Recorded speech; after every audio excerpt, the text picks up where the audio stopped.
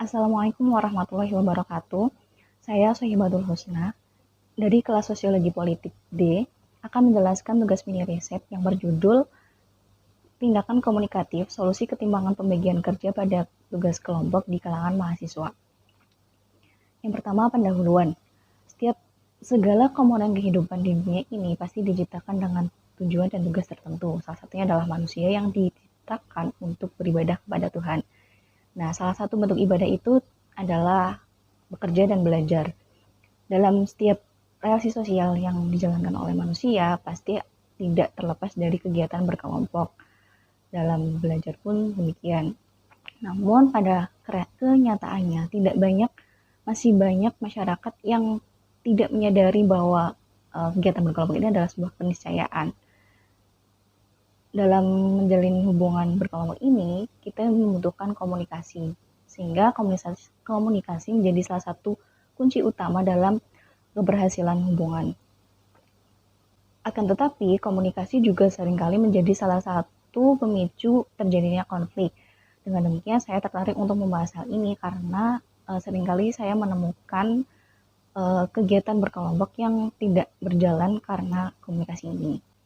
Berikutnya, rumusan masalah yang pertama adalah apa saja faktor yang menyebabkan terjadinya ketimbangan pembagian kerja tersebut.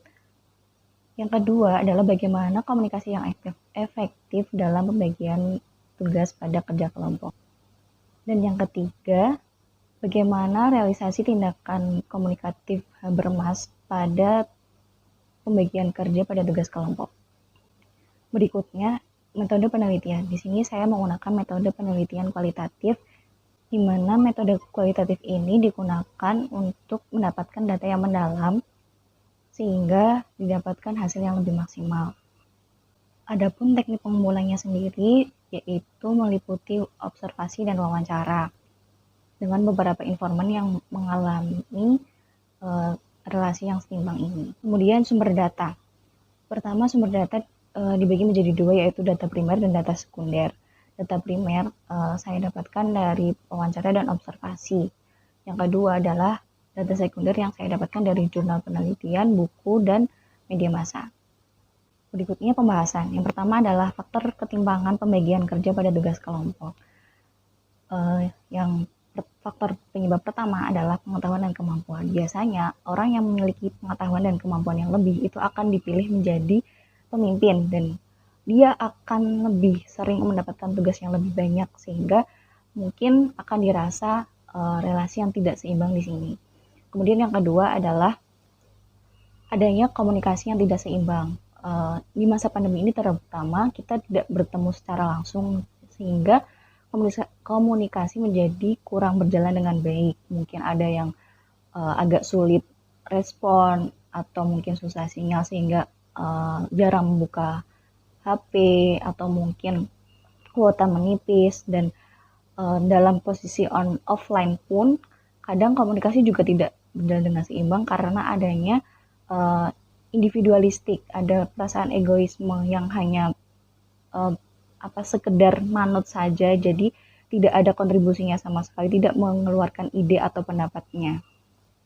Yang ketiga adalah aspek personal anggota. Jadi di sini saya menemukan bahwa beberapa dari teman-teman itu memiliki sifat atau sikap yang memang itu memang udah ada pada dirinya gitu. Kadang ada yang memang tidak mampu berkomunikasi atau tidak mampu untuk mengutarakannya secara langsung, atau memang mereka yang tidak mau untuk berbicara, memilih untuk diam saja atau hanya manut itu tadi. Atau ada juga sebagian dari teman-teman yang malah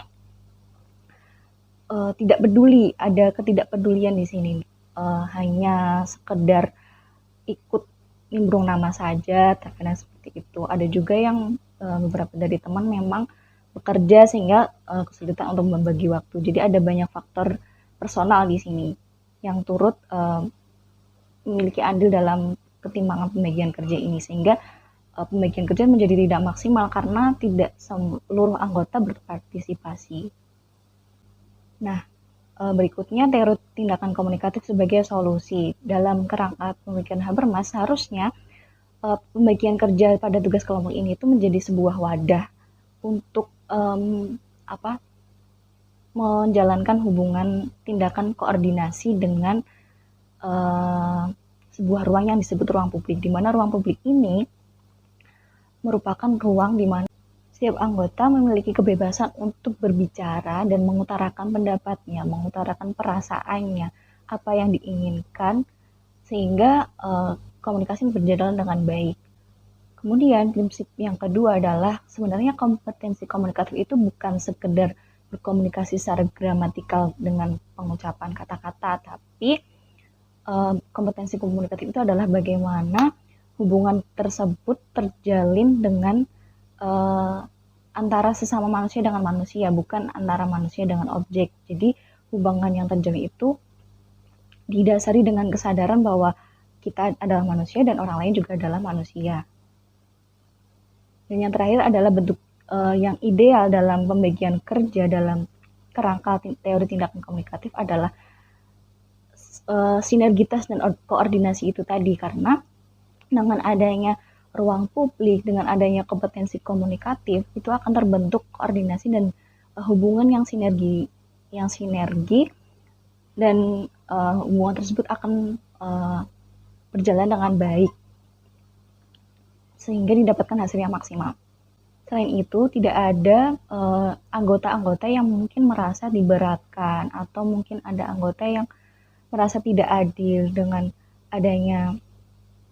penerapan teori tindakan komunikatif ini akan menjadi sebuah hubungan yang setara, yang seimbang, tidak ada ketidakadilan atau ketidaksetaraan di sana.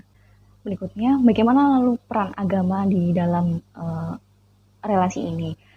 Nah, sebenarnya dalam agama Islam sendiri terkait dengan teknik berkomunikasi dalam pengambilan keputusan itu sebenarnya sudah ada disebut dengan konsep musyawarah. Nah, di sini itu juga sudah terdapat dalam beberapa ayat Al-Quran maupun dalam hadis. Bahkan ini menjadi salah satu perintah dari Allah untuk dalam menjalin hubungan bermasyarakat.